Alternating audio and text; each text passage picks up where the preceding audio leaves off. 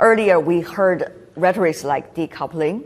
Now it's been switching to another phrase, so-called de-risking. No matter what it means, there is tremendous concern about global supply chains. Yes. And how to make sure the supply chain will still function and function well. So how do you see this related to sustainable development particularly? One of the biggest concerns of the CEOs today is the supply chain, right? The risk of supply chain. So, if you look at where businesses were before, so they were looking at, to deal with the supply chain issue, they were looking at resilience, particularly during the COVID period. It was all about resilience, but that's very short term. Right. It's a lot more than that.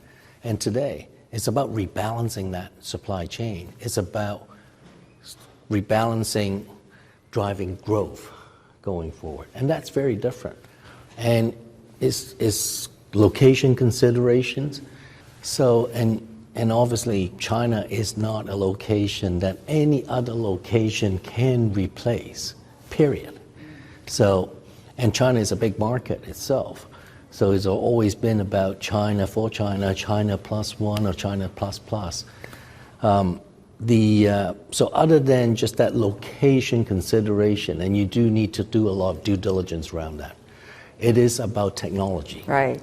You absolutely, in today's world, in thinking about sustainability, you got to bring in technology. You need to digitize that supply chain ecosystem. So there's transparency, there's automation, et cetera, et cetera. And that's critical in driving that supply chain going forward. And then thirdly, and lots of conversations around the last couple of days around ESG, climate change.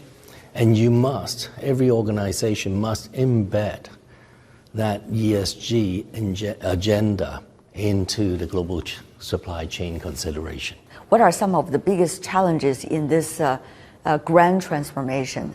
Organizations such as us play a critical role in terms of bridging some of the issues for organizations to understand how do you navigate through some of the challenges today that we're seeing in a slightly more divided world, different policies and regulations, and an organization such as ours being very local but with a network of capabilities, helping organizations to navigate through some of these issues and bringing people and organizations together closer.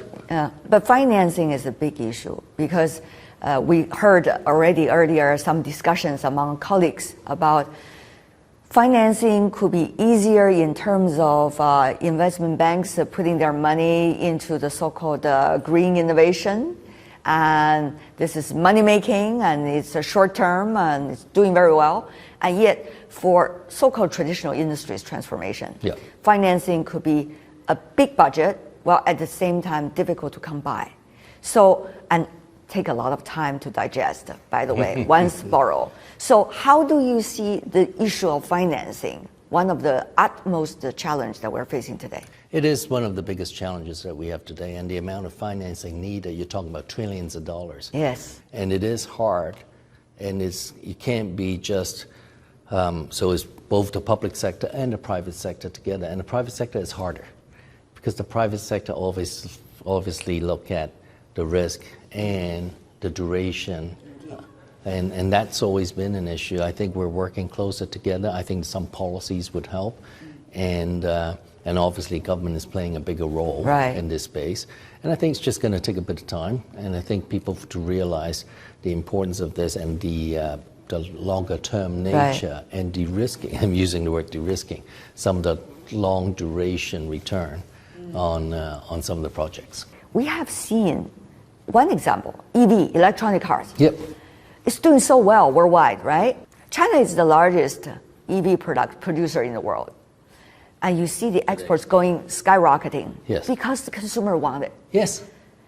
Yet, as a result of that, there seems to be concerns about trade issue, so-called imbalance by some governments. And therefore you see, many explain, the tendency of investigating into so-called technologies related to the batteries, and you also see that in the solar panel industry as well. So how do you see, once we already got these technologies, we got manufacturing going on, everybody can enjoy it now, yet politics come in. So what about that?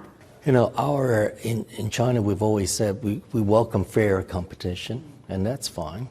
But we certainly hope that, you know, the politics will not come into play that actually make everybody worse off. And I think President Xi was very clear in terms of our position, which is we'll continue to open up, and we're seeing that. And hopefully to drive a better world and make everybody, more common prosperity for everybody. So that's got to be the right direction to go.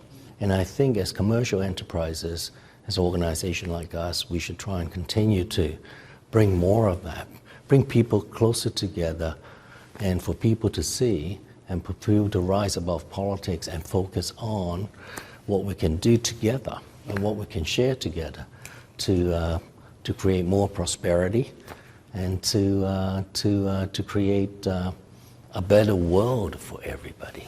And there's enough for everybody to share and to prosper. We hope those that really need to hear this, they have their ears open. Yes. Thank you so much, Raymund Chao. As always, appreciate it. Thank you.